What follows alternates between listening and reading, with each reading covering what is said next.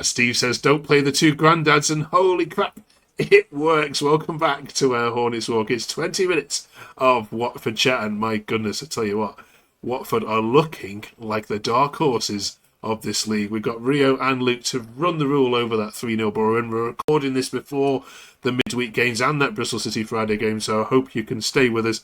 And first of all, I just want to say a massive thank you to everyone who's been joining this little community. There's loads of great Watford podcasts. A big shout out to, Watford 81, who mentioned that 4-0 defeat, guys, away to Swansea. If you remember that as the worst ever result, thank you for that. SC80, I agree with Luke, who not many people do, but thank you for that. Hornets 9Q, the Hunter MPG. We've also had a commenter who's called @DanielJ. H50. I don't know if it's Mr. Jefferson himself, but if you are watching, Luke, we are big fans. We're big fans. But thank you so much, all of you, for helping us grow this little channel into something hopefully quite big. Happy Rio. What can we say? Are you one of the most exciting teams to watch in the Championship at the moment? Yeah, wait till Chavidazzi is back, and then I'd say maybe. I think it was one of our best performances, one of our most complete performances since we've been relegated on Saturday, in my opinion, because in previous years, most games were either we're good towards the last 20 minutes and we nick it, or we're good in the second half and not in the first half. I think we completely controlled the game from start to finish. And apart from those derby games, I'd say it's the most complete performance I've seen in a while, which really good and heavy. He set out perfectly to counter against Middlesbrough. And even the substitutions, I don't mind Ince coming on, keeping it steady for 20-odd minutes. Yeah, very good. Yeah, and he's an astute manager as well, because what you'd have known about Boro is that their left-hand sided with Target is definitely their weaker side, and everything, Luke. I think all 3 goals went down. So that's great homework done from Garcia. Oh, sorry, you broke up there, Mark. Sorry, mate. I didn't know. Rio, yeah, and of course, Luke, he's done his homework on Boro because that left-hand side with Target is their weaker side where they've conceded most goals. So you finally got a manager who's, tactically astute. Yeah, you like to think the amount of times these our managers are reviewing how other teams are doing, you'd like to think it'd pay off. And I think our first goal was one of my favourite goals in a long time. Loser's run is absolutely brilliant. He just full sprints from basically their box into the box, and he has a little battle with one of their midfielders, sort of just gets past him, and he just gets it just at the right time. And it's a great run from Bar as well, but I really think that's a really good goal in terms of the way Bar's gone, but Loser just determination to get in. And there's a reason why he's one player of the month and near enough every month for us. He's Mr. Watford at the moment. But yeah, homework paid off.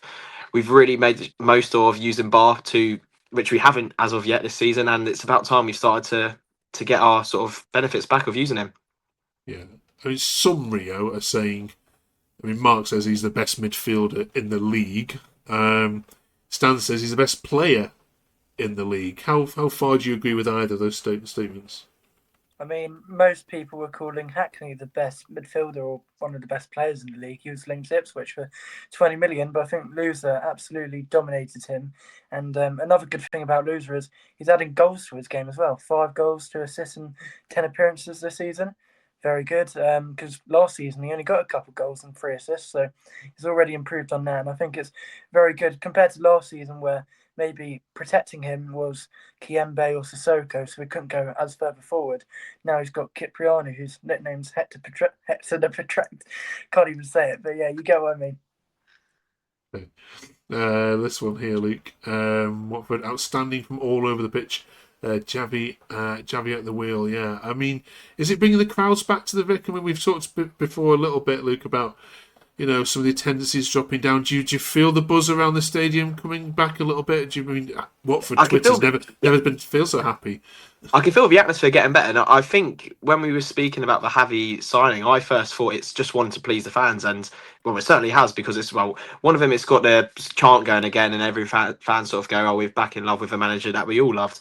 And I think that's what sort of gained that camaraderie back to the fans, and it's starting to bring more supporters in. I know that we're pushing for more supporters to be on Friday, especially in the Rookery. We're looking to do a big poppy display across the whole Rookery, but currently it's not possible due to us not having enough seats sold. Which I think for a Friday night fixture, the way we're playing to make it 5 home games and a win, I don't see why not. We shouldn't be filling those seats, and I think eventually we'll get there as long as we continue this form.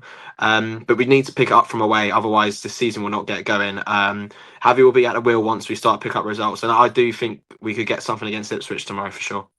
Yeah. One other player that's been mentioned quite a lot, Rio, from different forums is Bowler. He's crossing his top, says Douglas. Yeah, are we starting to see the best of him? I think, yeah. Apart from, well, Iran Kundry's been a bit hit and miss, but I think he's one of our best signings this summer. I mean, compared to left backs we've had in recent years, don't get me started. Larouci, Jamal Lewis, and now we've got Bowler, who his crossing is very good. I think he was my man in the match against Middlesbrough, his former club, on Saturday. His defending as well, very aggressive in that.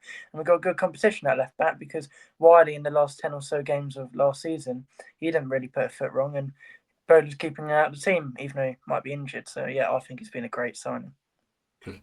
So let me get this right, Luke. We've got a much better goalkeeper than last season. We've got a much better defence than last season that knows how to keep a team out. We've got a fast, pacey midfield who can play one-touch football, and we've got strikers who can score. Why aren't Watford dark horses then this season? I think it's the away from when we started at the start of the season. We said this transfer window is basically perfect for us, where we've felt like we've improved in quality in every position that we felt like we haven't had in the seasons. And I think with where we've struggled to start the season, where we haven't had the consistency playing the same centre backs that we discussed last week, where we really haven't found our pairing. And I think against Middlesbrough was probably the closest that we've found probably to our strongest 11 bar Georgie once he returns. I do think that we can get there. It is the away form. Like we've mentioned many a times, at the end of the day, 19 of the games are away from home. We need to start picking points away from home. Otherwise, I don't think we're even in the conversation of it.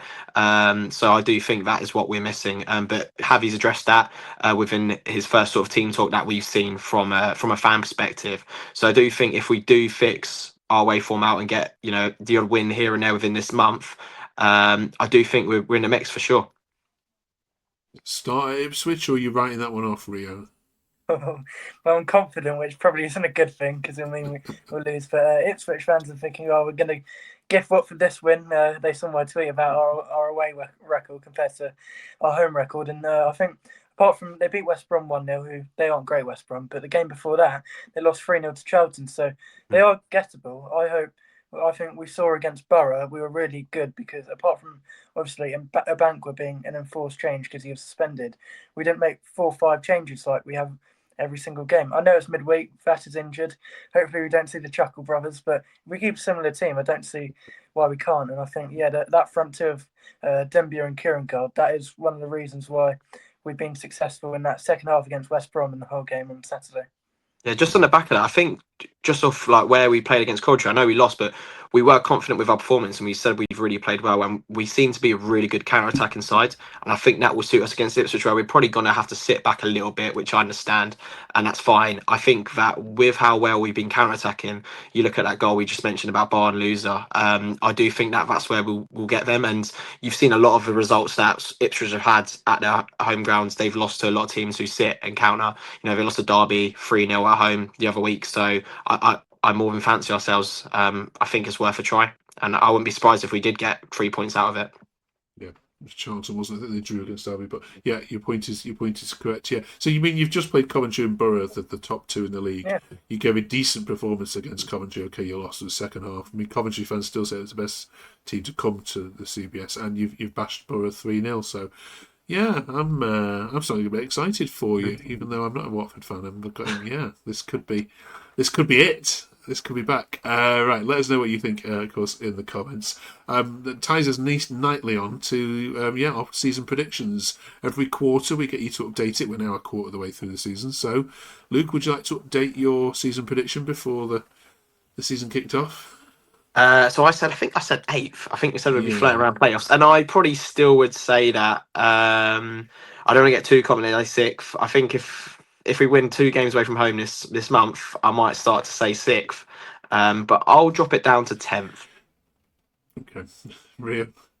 Yeah, I think if you ask me at the start of next week, I'd definitely be able to give you one. But I think it really depends on the next 2 games. I said 11th before a ball was kicked, and I thought it was going to be a lot lower than that when Pesolano was in charge. But now Garcia's got the the fill factor back, and Chavidazzi coming back. Just hope we don't lose anyone in January. I'm going to say, I went 11th. I'm going to say 9th. Okay. Long answer. Pushing the boat. Just a little both of push you, for both Just of a us. little Yeah. push, okay. You've been Watford supporters for too long, clearly, with those responses. You know what's coming. Yeah. Around Keep the it corner, realistic. right? It's bonfire night, of course, on Wednesday. So we're asking this week which one player on this Watford side needs a rocket up their season. Who has not impressed that you thought would have done? Let us know, of course, in the comments. We'll read some of these out next week. Rio, for you, the one player that's flattering to deceive? And this is going to be really harsh. I would have gone with Caben up until Saturday, which I think he was really good. But it's really harsh because he is still a good keeper. It's just last season we saw he was one of the best in the league, and like goals keep slipping through his hand. Maybe bad positioning from free kicks. I'm going to go Selvik. I think he's good, but this is how highly I rate him. I think he's got another level to him personally. Okay, didn't see that coming. Luke? I've been a little bit disappointed by 2 players, I'd say. One is Kiprianu, where his first game he was brilliant for us, and I think maybe I was sold a dream that first game against Charlton away. He ran the whole show, and I think there's just been some elements of his game which haven't been there, but maybe it's just more realistic. And someone else who might be a bit of unpopular opinion, but I think Vata hasn't been as good as he was last season for us.